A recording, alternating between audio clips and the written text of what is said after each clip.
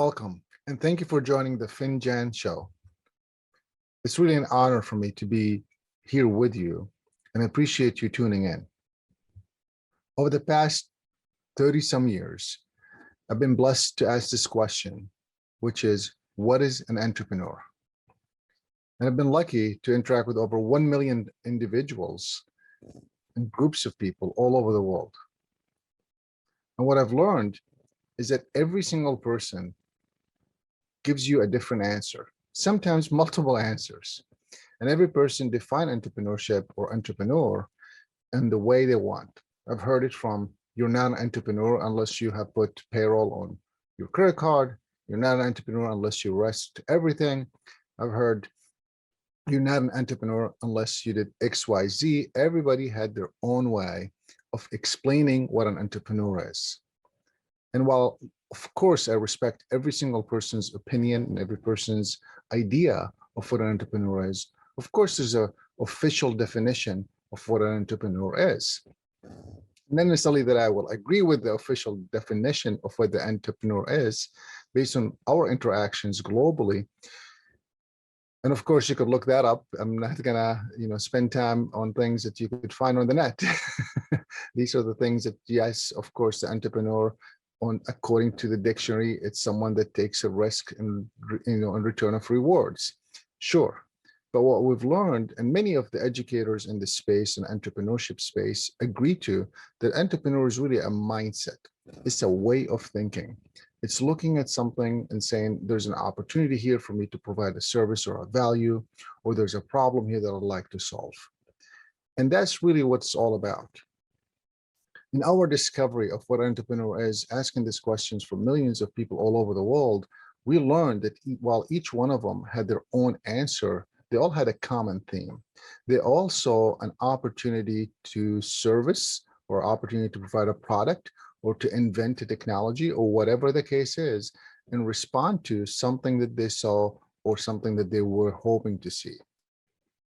And sometimes it was a problem in the community, meaning there was no a grocery store in the 5-mile or 10-mile radius. So sure, at that case, you wanted to create this new place because there is a problem. For me to get a grocery item, I have to drive or walk or reach 5 or 7 miles away for me to get that. And there's enough density for me to be able to sustain a store based on the population living in the community. And sometimes it was not a problem. It was actually just an opportunity. There was plenty of resources or other things that are happening in the community, but you chose to because you figure out a way to repackage the items, deliver a better service, deliver an outstanding customer service, deliver a new way of reaching the product or service, bring in the product or service from a new spot. So therefore it's a new flavor, a new taste. There are all kinds of things that entrepreneurs have done to really either create these opportunities that they're seeking or solve the problems that they were looking at. And what we learned is many times the reason why individuals or economic development agencies or people who support entrepreneurs sometimes didn't understand where the entrepreneur is because the failing communications of the entrepreneur to communicate their idea or their concept to, I'm going to call it the non-believers per se, right? Or the Kool-Aid drinkers, or whatever you want to call it, right? And part of it was if you were not able to articulate your story as well as have information to back it up, it was hard for people to understand. We've used an image from Kaufman Foundation that we have loved over the years to really articulate the 4 methods of what an entrepreneur journey could go and look like, and helping them unfold how they could reflect on themselves by articulating the story in a more meaningful way to engage others in their journey.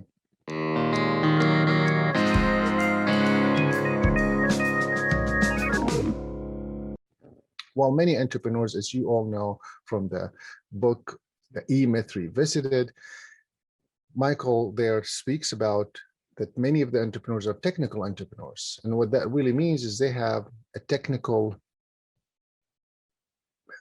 skill, a technical hobby, whatever you want to call it. So an accountant or a lawyer or a technician or a cook decides to venture to the entrepreneurship pathway. And in the process, they discover that they really don't really like the managing part of the entrepreneurship. They don't really like the seeking new opportunities of the, of the entrepreneurship pathway. They really loved or enjoyed the technical skill that they were doing. They're a technician, they love fixing the computers or whatever you want to call it, or fixing the cars. If they're a cook, they love the cooking piece of it, and so on and so forth.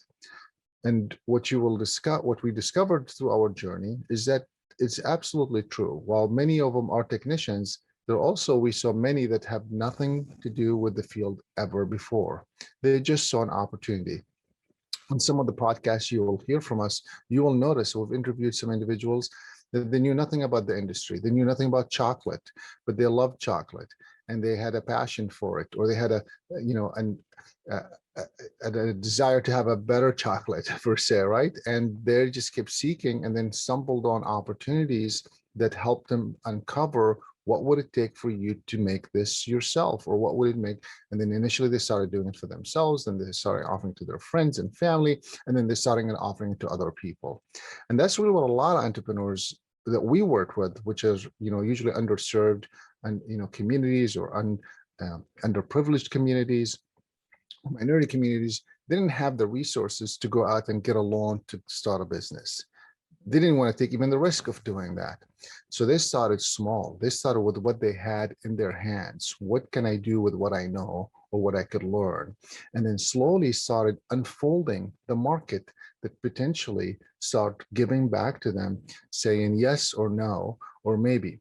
And many of them kept on going. While in the first initial phases, they might have heard no's, they just believed and knew that there was something more to it than the few people that they've interacted with, or a few hundreds or a few thousands, and they kept on going. One of the things I learned from working with the entrepreneurs, I always used to ask, so you telling me that nobody wants this? Fabulous. How many people did you talk to? They're like, well, I talked to 10.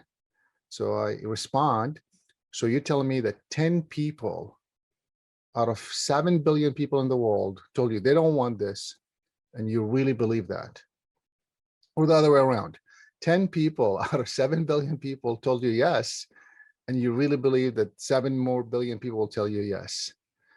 No matter which spectrum you're laying on or you're believing in, the reality is there's much more to it than what we're seeing. So just keep on unfolding and keep on going, and welcome to the entrepreneurship pathway. Thanks for joining. Talk to you soon.